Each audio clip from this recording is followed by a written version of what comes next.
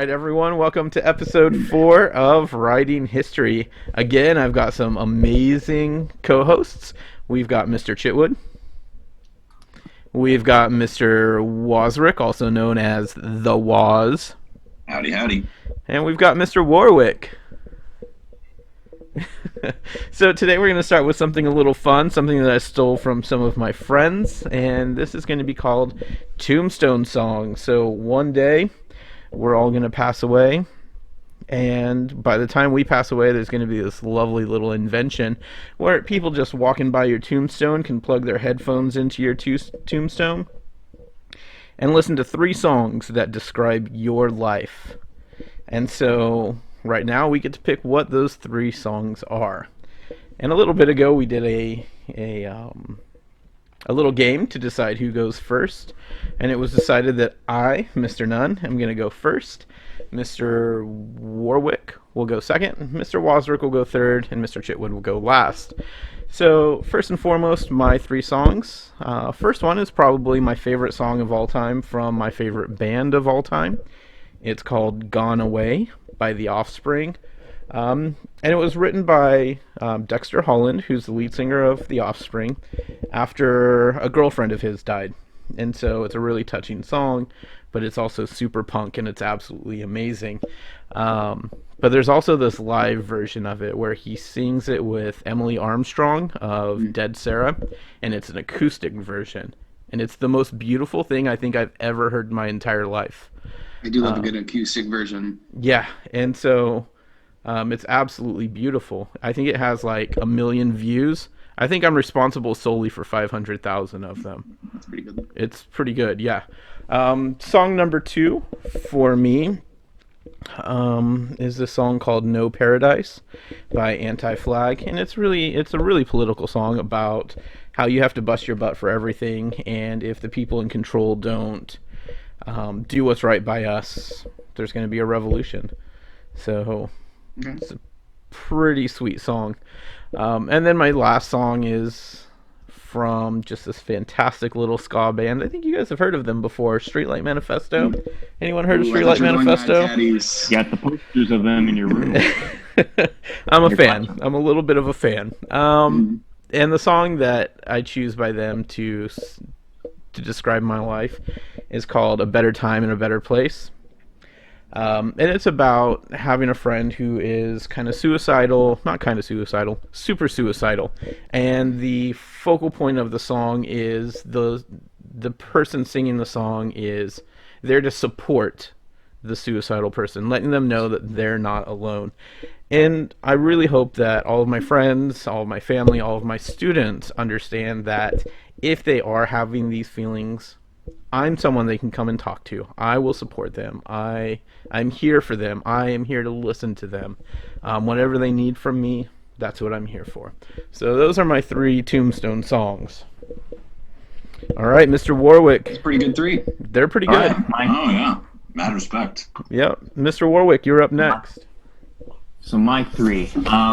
I'd start with there's a progressive rock band I listen to called Dream Theater. I don't know if you've ever heard of them, but they have a song.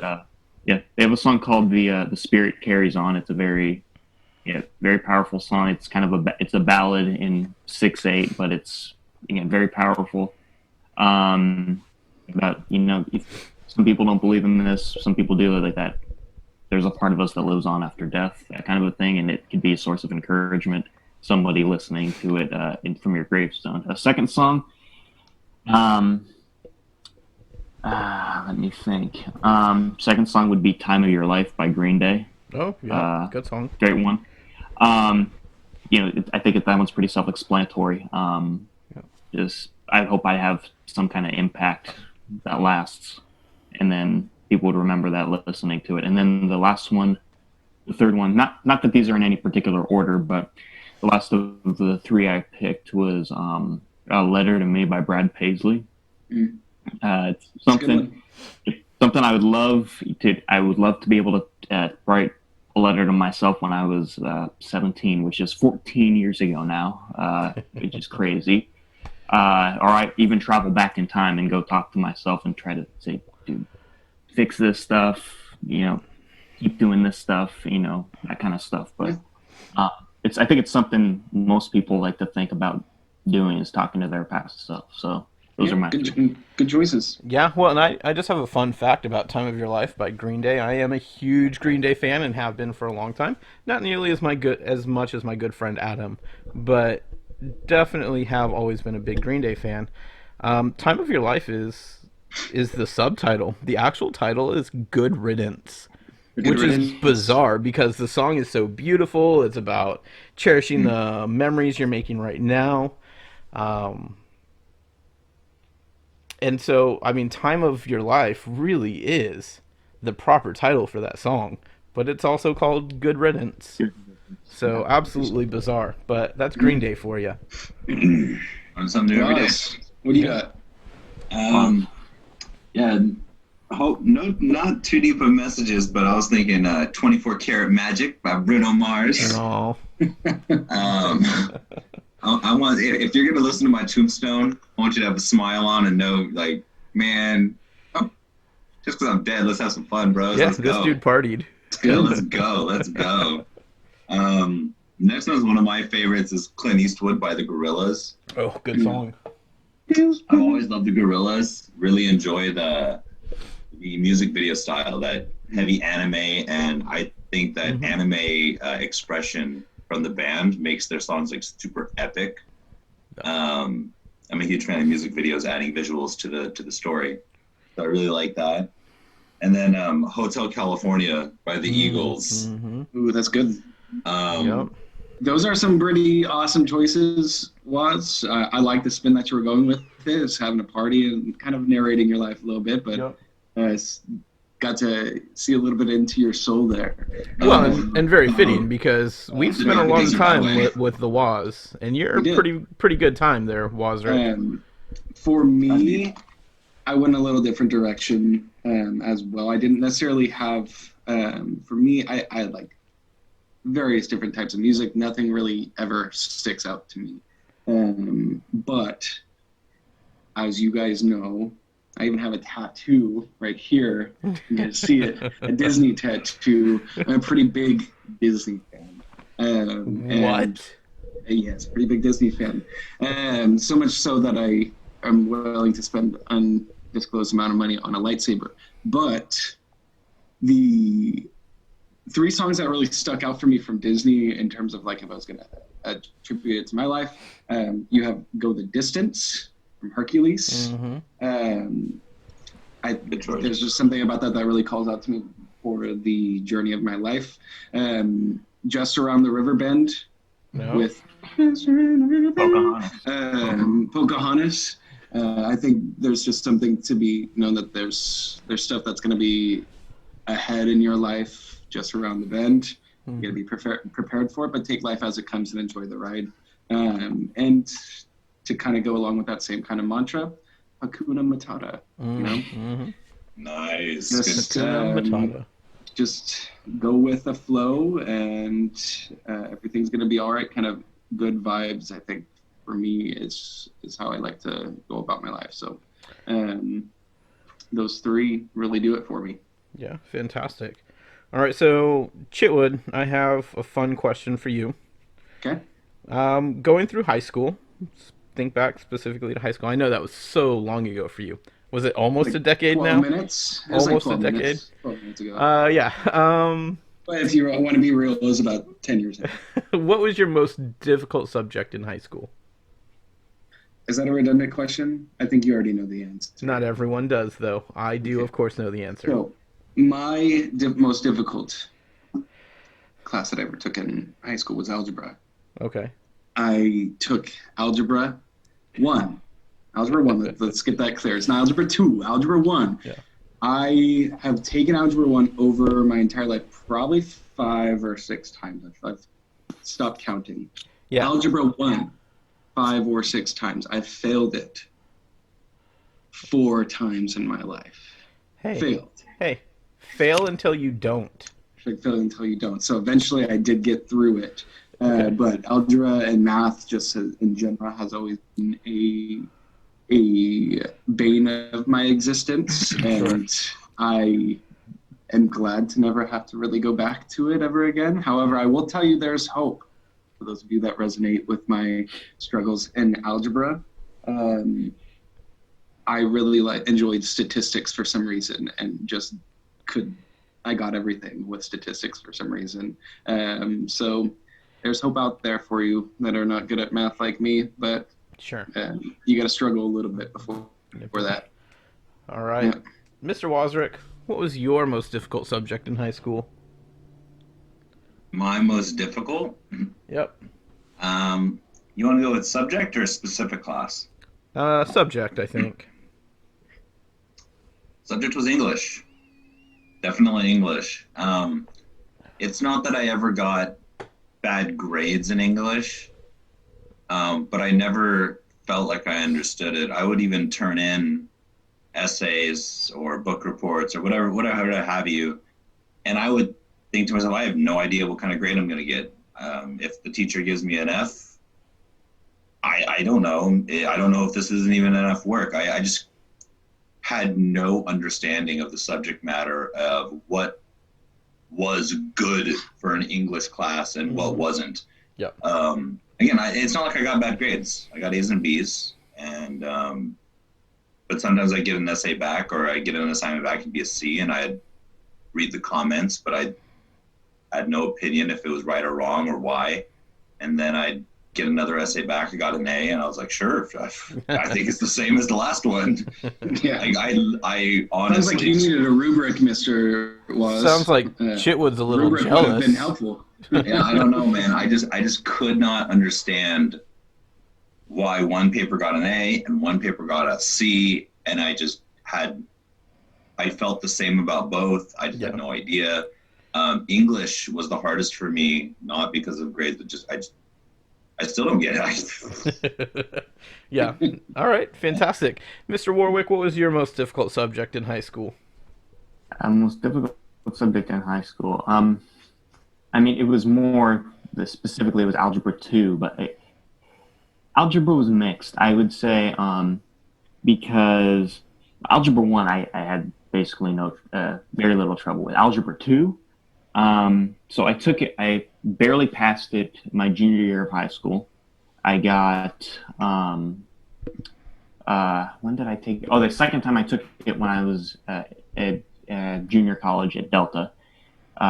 Got a C, and then I was finally able to pull off a B in when I was at university in college algebra. And that I could have gotten I could have gotten an A that time around, but I was lazy about turning in the homework on time. Yeah. So here's my toughest subject in high school. Are you ready? Sure. Science. I don't get it. It just does not work with my brain. So science involves math. Yeah, but I don't have a problem with math. I actually really enjoy math. I don't get science. It does not click with me. So today's episode is going to be a bit of a challenge for me because the subject that I want to talk about today is, in fact, science. So we have the Waz on here, someone that I have just the utmost amount of respect for. Someone who I think can make science really relatable. And we've had a lot of science discussions, and I thought it would be a lot of fun to have you come on here and talk with kids what kinds of things they can continue to do to continue to grow their science knowledge. And you gave us a lot of really cool stuff. So what I want to do is kind of let you just take it away, and the three of us will chime in with questions or comments from time to time. Does that work for you three? Work for me.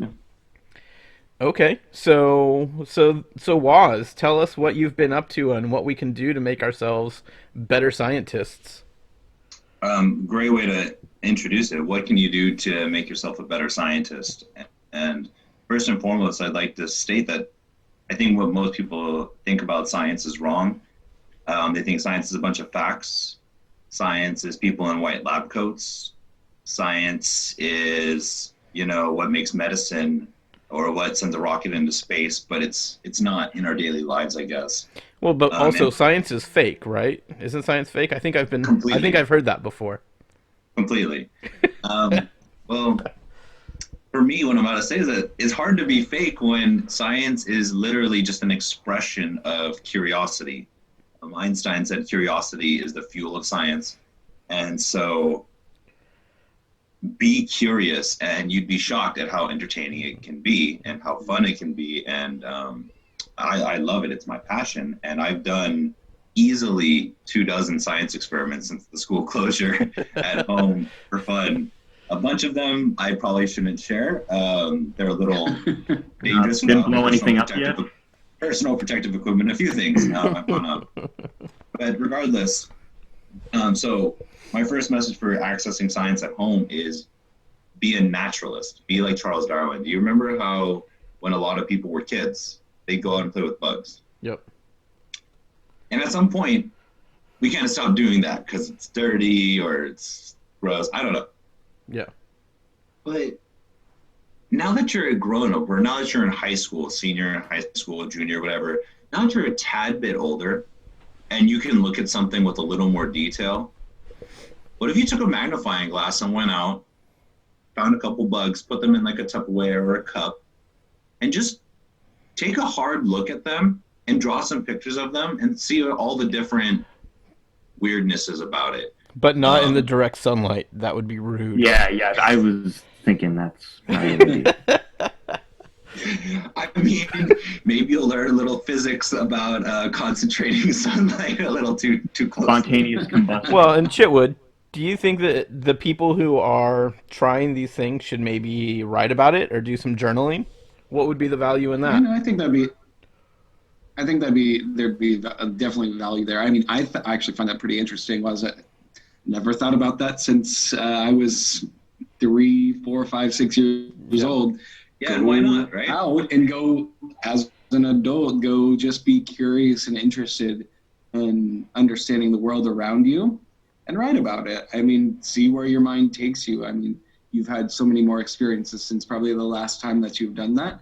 You might really show yourself something in terms of your inquiry process or your thought process of how the person operates, and you might even surprise yourself. You might find an interest in things. I mean, I know in my conversations with Waz, especially during bridge after school tutorials, I will have something that's been on my mind. Like I saw a video here, and then I'll run it by, and I'll be really interested in it. Science undoubtedly fascinates me. Yep, absolutely. There's a lot of it that really just is eye-opening. I don't understand everything about it, and you I should. I think that's the beauty is I think understanding that sometimes when we're talking about science, there's something beyond oneself. But I think, I mean, to bridge our content just briefly is whenever I'm teaching the scientific revolution, when you're talking about people coming up with the new ways to chart maps and using the sky, using new forms of cartography, creating telescopes, having new understandings and formulations about how the world works around them. These people weren't geniuses. Granted, they were pretty smart and they were pretty dedicated to the craft. But I think the guy from Mythbusters put this pretty simple.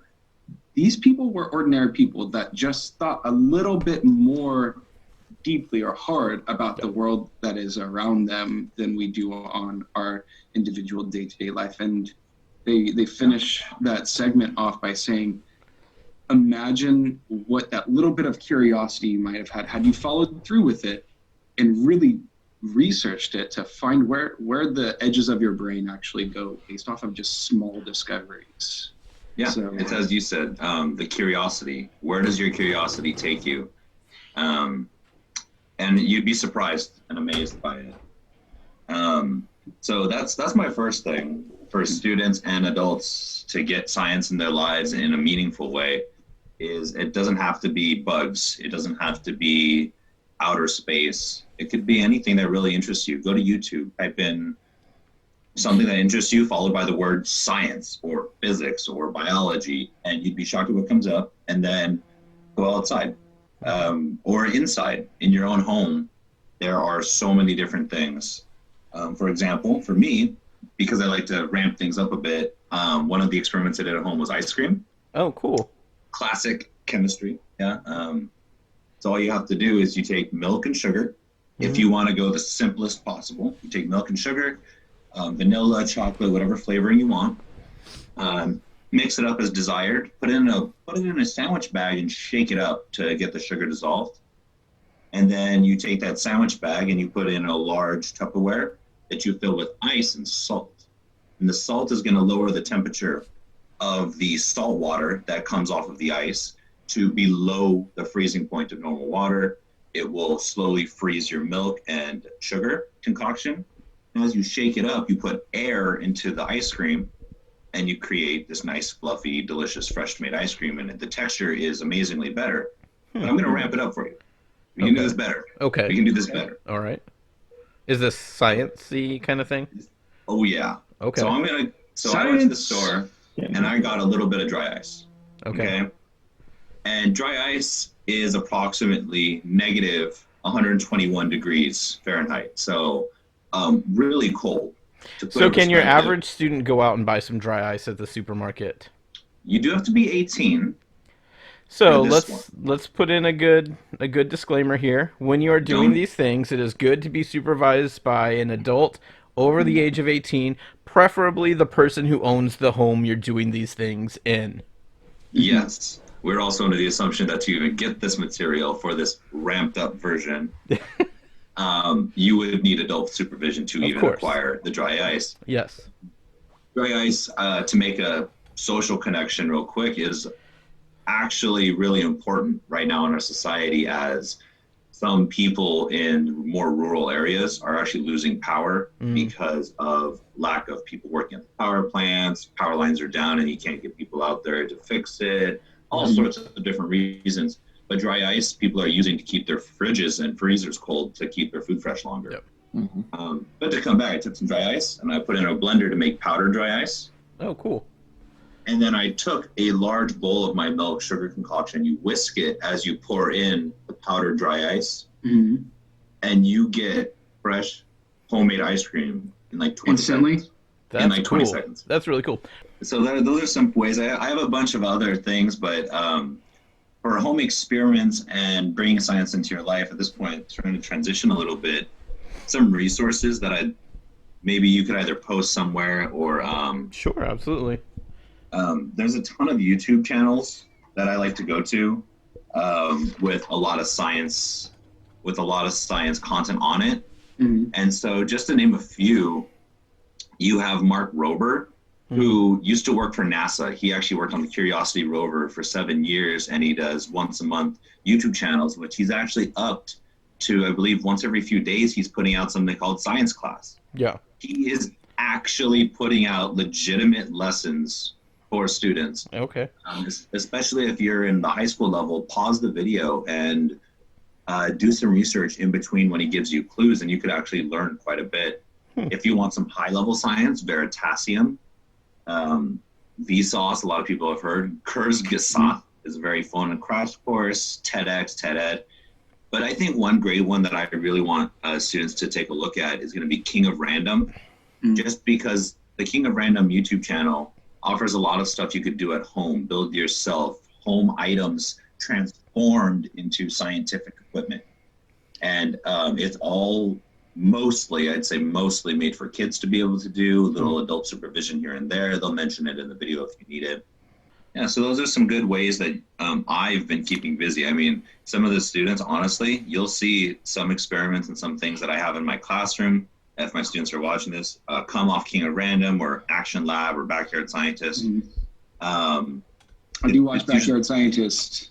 Yeah, a lot of classic experiments, a lot of DIY stuff that gets ramped up and taken to certain extremes or taken in a different point of view scientifically. And Vsauce, by the way, does have at least one or two sister channels, and one of them features Michael, who's a Warwick lookalike in some ways. Oh, fantastic. So I 3D printed myself because my ego, gigantormous. Speaking of 3D printing, something that I've gotten into is while I'm at home and I'm kind of bored when I got some extra downtime, I've been 3D printing a lot, and there's actually a movement because personal protective equipment, face masks, respirators at hospitals are in short supply, and my mom actually works at a hospital as a medical assistant. So this is going to be the first one, but I 3D printed a respirator mask, and so this will end up being form fit for my mom. Is it flexible? That's cool. That's neat. It is a flexible material, and so I'm going to be able to put in some filters into the 2 breathing ports. Yeah. And my mom will essentially have her own personal breathing mask with removable and interchangeable filters on it. The cartridges on the sides, you mean? So it's actually modular. So yeah, I can attach cartridges. I can do. It's actually possible to fit if you take the surgical mask, like the normal surgical mask, and you cut the material out and use the material in these 2 breathing filters. It actually reduces the amount of material you'll need by about 50%. You can make your surgical mask go twice as long. And so lots of efforts being made there. I mean, I'm only helping my mom out. And perhaps I think I really love the idea. I think it's a fantastic opportunity for you to especially give back to your mom and ensure that she is having the safety equipment that she needs during this time where safety equipment is in high demand. Perhaps it might be even a good thing to involve Makerspace as the club in. I know you have some students that are really interested in 3D printing themselves and may even have some 3D prints at home. Perhaps this might be an opportunity for Makerspace to kind of reach out to the community a little bit more if these do intend on working to maybe aid in that sense. No, I'm glad you asked. I believe there is one student who has actually already reached out to me about this, and that is getting underway. So yeah, as much as we can, trying to support the community. Yeah. And yeah, Nunn, if you this video right here, this podcast, shout out anyone who has 3D printing capabilities. Send an email or a call, or just ask if you know anyone in the medical profession who wants some extra support. Well, that brings up a fantastic question, though. Lots of people are fascinated by 3D printing. What is a good entry-level 3D printer? What is a good way to get introduced to 3D printing and to become, I don't know, at least adequate at it? Yeah, so for me, it's become a huge hobby. And if you want to enter this realm, there's really to start off, you need to understand there's 2 components to it. There's a computer side, where you generate, work on, develop the models. You can go to places like Thingiverse and My Mini Factory and get stuff other people have made, but you're taking away half of the whole process if you do that. So on that end, the entry-level thing I recommend is Tinkercad. Essentially, it's a computer program. It's free. Go to tinkercad.com, tinkercad.com, and you get to drag and drop shapes and put shapes together very first grade level. But the thing is, it's now a 3-dimensional file, and whatever you've built, your little sandcastle, your little robot, your car, or whatever, that can then be taken and 3D printed. So your ideas come to life. And as you gain proficiency with that, even with Tinkercad, you can make some quite complex models, quite complex ideas. I use Tinkercad a lot. If you want to go beyond that, you start looking at other programs such as Autodesk, Fusion 360. As far as a 3D printer, you'd be shocked, man. The Ender 3 right now is $240, and it's amazing. So that's Tinkercad. It's totally free, and again, it's just drag and drop shapes, which is a great way to take a look. So you can see what other people have made. They also have an entire education section there. So you can go through tutorials, but not just tutorials. They can teach you how to code, like computer coding, with 3D printable stuff. So you can code something, 3D print a circuit board, wire it up, and all of that's tutorialed out here. All of that is brought to you right through Tinkercad. Okay, cool. Not sponsored. This is how I got started in 3D printing, was with this exact program. Okay. And what were some of the Wazir, what were some of the first projects you did? Like, what would you recommend people start making, like, to get into it and get the feel for it before they move on to the more complex stuff? Yeah, great question. So one of the first things I did was I went through the Tinkercad tutorials, which had me make a nameplate. It had me make a few chess pieces. It had me make a ruler, a few different like everyday items to get you acquainted with the program. After that, after I had my feet wet a little bit, the first personal project I did was at Lawrence Livermore National Labs. I was there doing some work, and we had a little competition amongst all the scientists there, and we made balloon-powered race cars. Oh, cool. So in Tinkercad, designed our own balloon-powered model, like how you funnel the exhaust and everything. And I actually ended up winning kind of by cheating a little bit. I mean, they never actually told us how many balloons we could use. And so I made a double engine design, and, you know, 2 balloons is better than 1. So you won on a technicality. The best way to win. Is it the best way to win, or one of the ways to win, and winning is the best?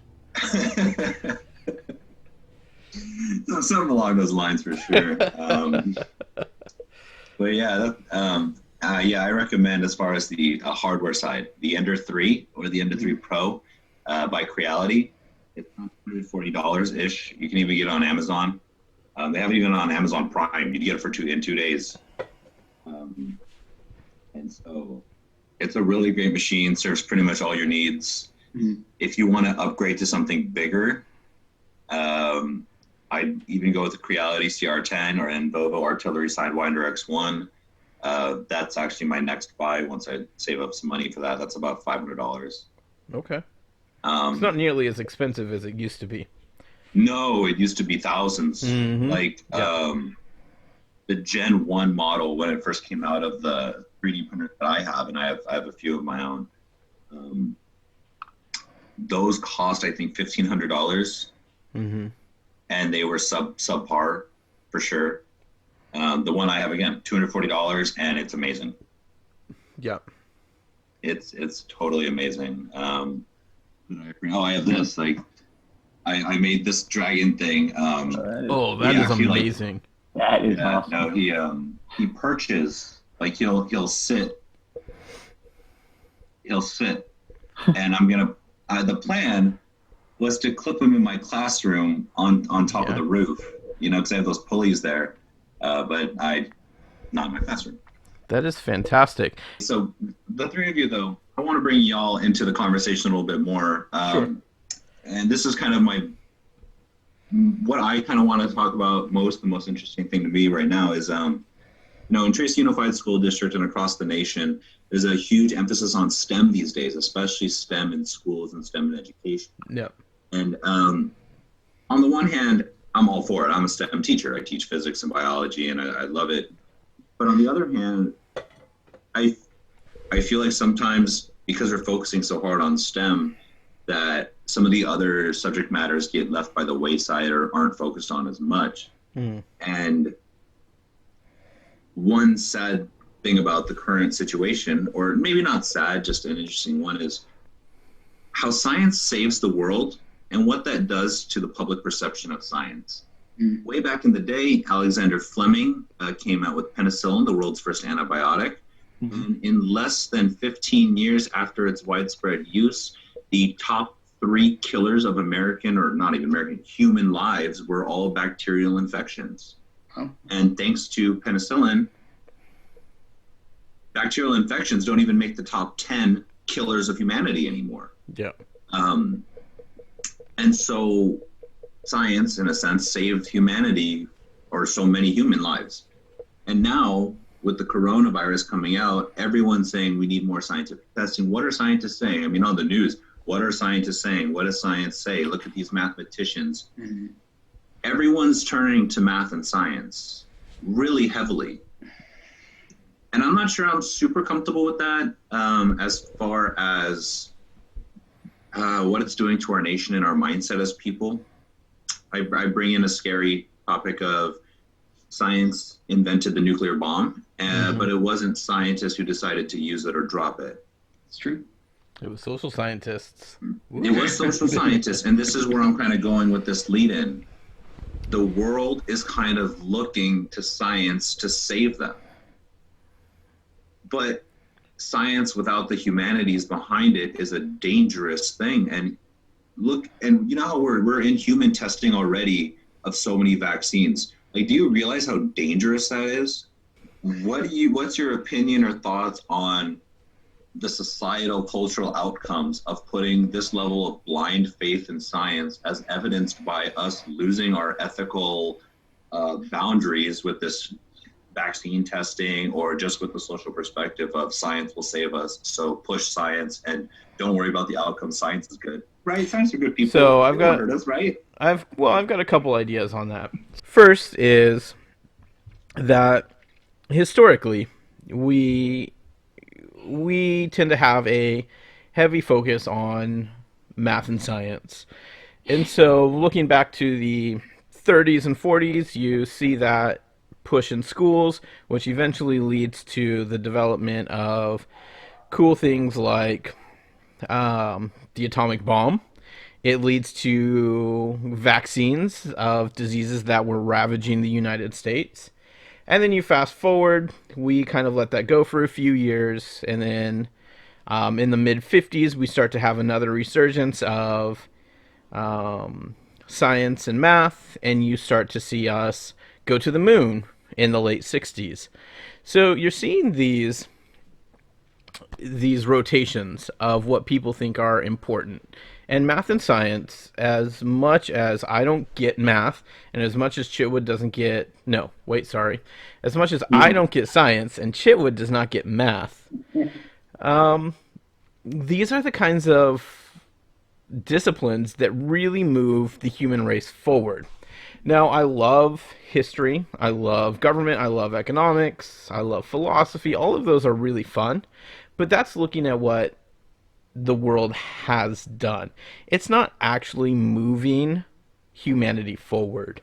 Okay. And we justify the study of our discipline as saying, well, we're trying to not create the same mistakes that we have in the past. So we look at things like the use of the atomic bomb. Well, we don't want to do that again because we know we can vaporize millions of people with the dropping of one bomb, and is that really humanitarian? Is that what we want to do?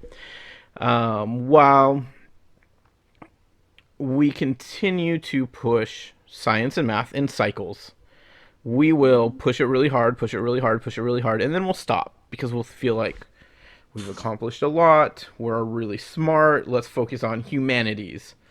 And so cool things like art and science will then start to flourish. And then you get cool people like you get, well, first one that pops into my head is Tom Petty. I love Tom Petty. But so you have the hardcore stuff of the 30s and 40s pushing us forward into like the bomb and vaccines and things like that. And then you put us into a cultural move forward like... you got Tom Petty, you've got the rock of the 50s, you've got the hippie movement after that, because we have focused what our we have switched the focus of what our education is on. So we move in cycles, and we move humanity forward in different ways. But really, science does two things. It saves a lot of people, and it kills a lot of people. Right? I think I'll make this as kind of my last word on this because I got to head out a little bit early today. But I think to kind of circle back to what Waz was asking is what is this importance of, is it important for us to focus on the future of STEM specifically? And I think more or less we're just throwing everything else by the wayside, so to speak. I think it's important for us to understand, and I agree wholeheartedly with everything that you just said, Nunn, that it helps and it kills. And I think the importance in interdisciplinary work from the high school level to the middle school to the elementary school level, all the way up until you're in a professional career in either the social sciences or the sciences, is that we work together in different ways. Whereas science is both useful to progress society and also can be used in other ways to regress society, is our job as social scientists as well to kind of play the mediator between the two and understand that scientists are giving us a lot of great power and allowing us to really progress in ways we could never even comprehend.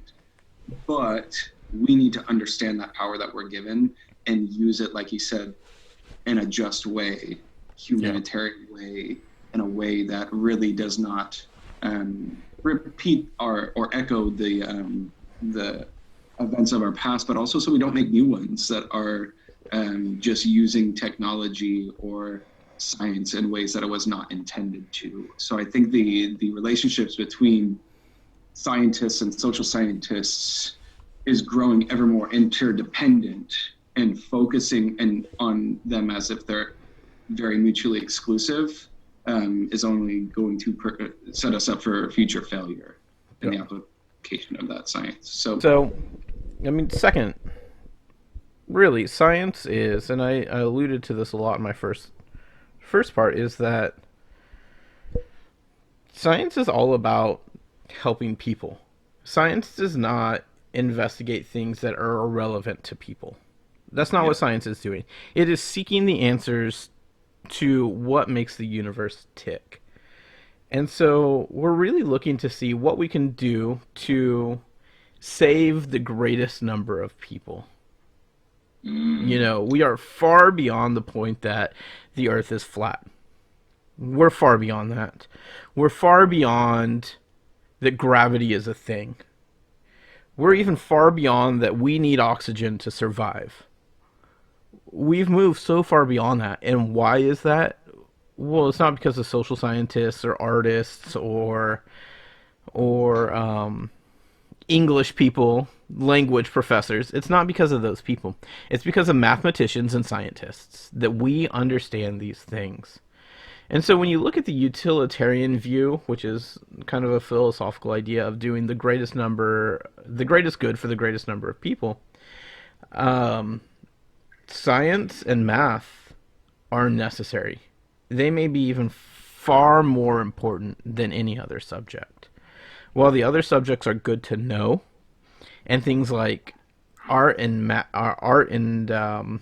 music and those kinds of things are good to practice and to enjoy because it puts you in a different philosophical mindset. It saves you from things like depression and other issues that you might be having. Science saves people. That's what it does. So to put a focus on it is never wrong, and to really push it is never wrong. So while I am not a science teacher and I don't even understand science, I'm never upset with focusing on science.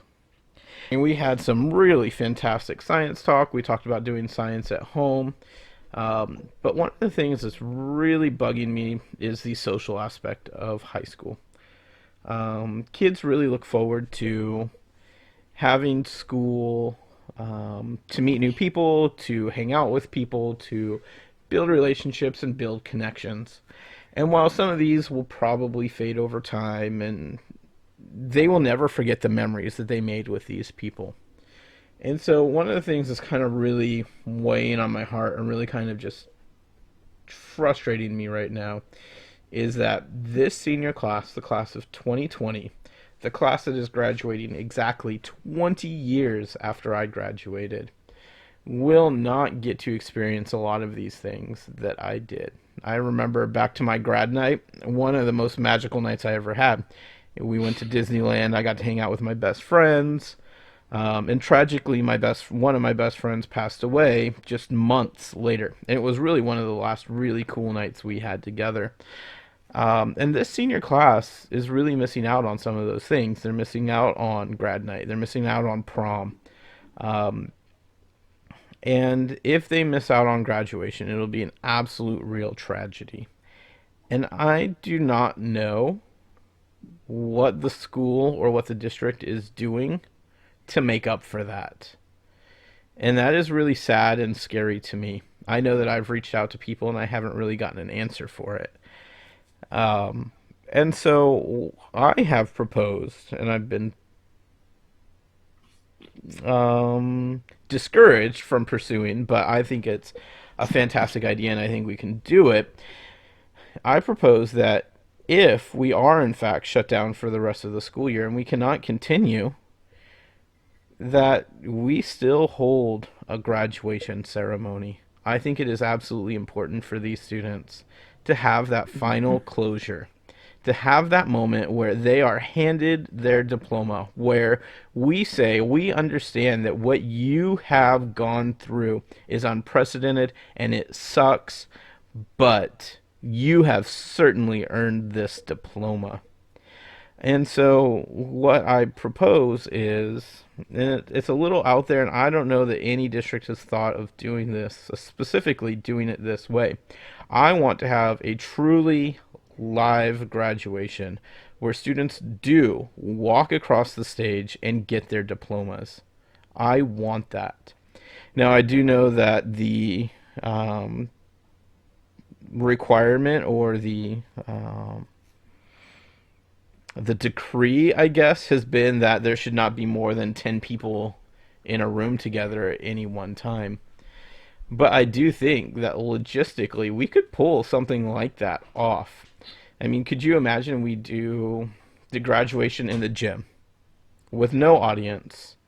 The graduation is instead live streamed.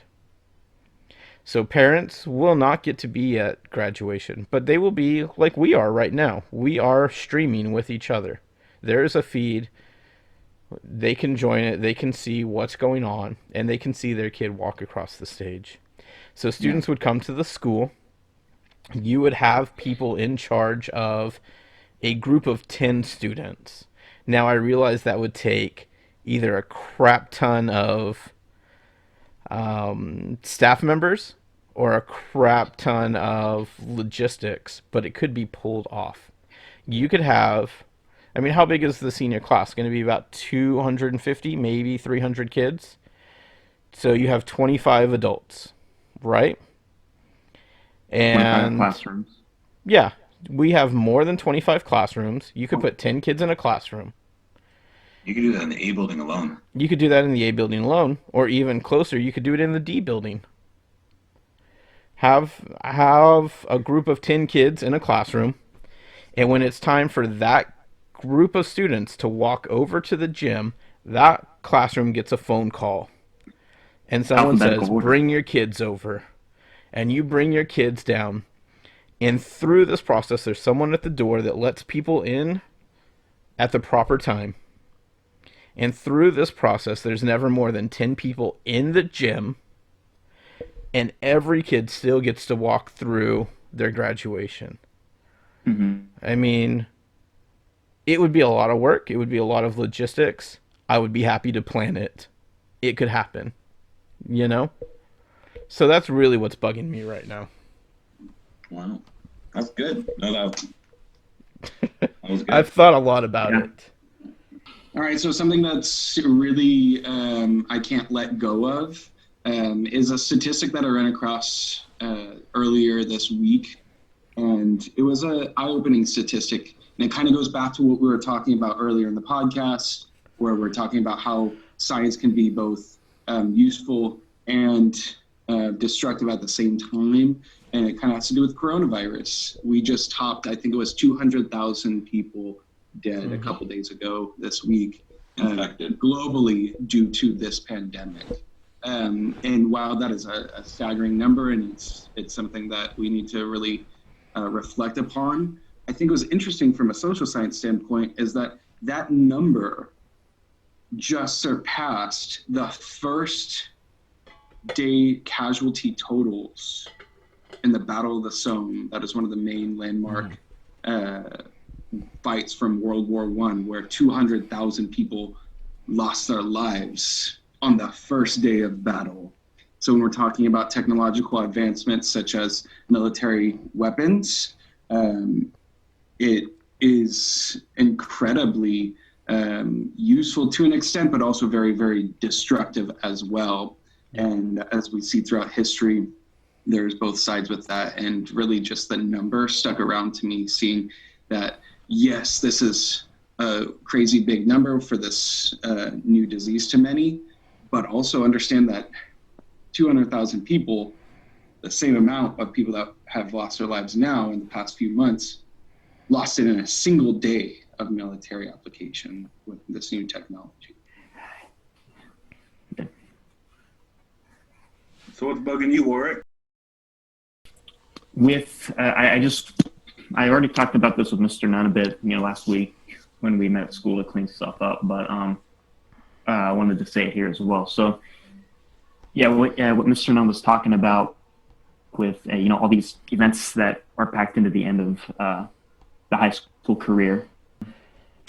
I know I would have been completely crushed if I had gotten everything ripped out from under me like this. And we don't know for sure that school's canceled for the rest of the year. I mean, what I envision is like the ideal, and even if literally we only had time to come back for a couple days and we just had nothing but yearbook signing, and then we had a traditional graduation, I mean, even that would be spectacular. And I guess it is kind of wishful thinking at this point, but I'm definitely with Mr. Nunn on the possibility of a live stream graduation. All right, the Waz, you're up. Take us home. Well, I'm the science guy, so let's bring a little bit of science in it. Sure. I do feel for the graduation with kids, though. It's a huge socio-emotional thing, like identity stuff. But what am I bugged about? What can I not get off my mind? It is people walking around everywhere, whether social distancing or not, but people talking about statistics and graphs and numbers that they hear on the news and making outlandish claims based on it and touting it as if it's absolute, undeniable, guaranteed, you're dumb if you don't know it, fact. Mm-hmm. When if you have any semblance of math and science background and you look at these graphs and you look at these numbers and you understand where these numbers came from and how these numbers were generated and what they actually do mean, it's very upsetting because you see a lot of people making bad decisions, in my opinion, bad decisions based on these graphs and on these numbers that they don't actually truly understand. Yeah. And it just bugs me to no end. This is exactly why kids need to pay attention in math and science courses, specifically just basic math courses, Algebra 1, because then you would look at these graphs and be less afraid. You would look at these, like, bad decisions are being made by way too many people. Yep. Because of a lack of understanding of science and math in our society. And a little bit of knowledge is a dangerous thing. I just can't keep that off my mind. And it's when these people are just and not just making bad decisions for themselves, but feeling so strongly about it that they go out and tell other people to behave like they do, or they negatively interact with people because they're not behaving like they are. Mm-hmm. When again, their decision-making process, self-admitted by them, is based on these numbers and graphs that they're making wrong inferences on. Like, oh my gosh, oh. Yep. Yeah. That's a great way to end. That is a good way to end. Well, that's my 2 cents on it. Stay curious, all of you. Stay curious. Fantastic. Well, I want to say thank you to the three of you for coming out and sharing your thoughts and ideas. Dude, rock on. Thank you for inviting me, man. Yeah. I feel it feels good. Yeah. Gotta do this again. Well, I got to say that this social distancing thing has made things more difficult, but we're trying to do our part to end this global pandemic. And so I promise that when we can get back together, we will do this live with us all in the same room, and it'll be fan-freaking-tastic. So thank you guys, and stay safe, and have a wonderful weekend. We'll talk to you later. Later. See you, everybody.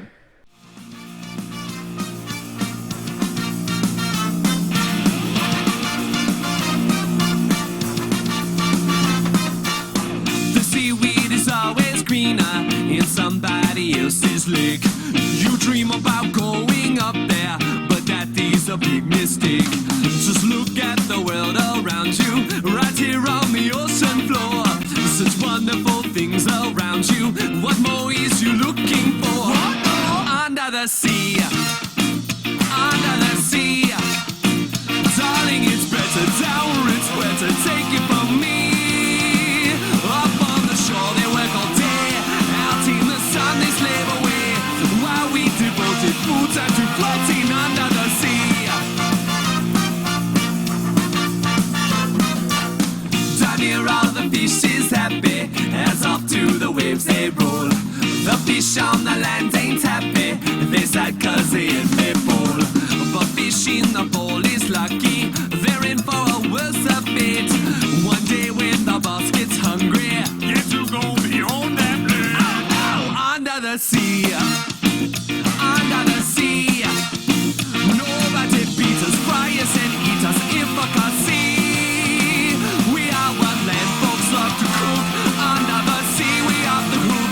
We got no troubles, life is a bubbles under the sea. Under the sea. Since life is sweet here, we got the beat here naturally. Even the sturgeon and the ray, they got the urge inside to play. We got the spirit, you got to hear it under the sea. Well, the new play the flute, the cop play the harp, plays play the bass, and they sound they sharp. Bass play the brass, and chub play the tub. Fluke is a duke of soul. The ray he can play, the lings on the string, the trout's rocking out the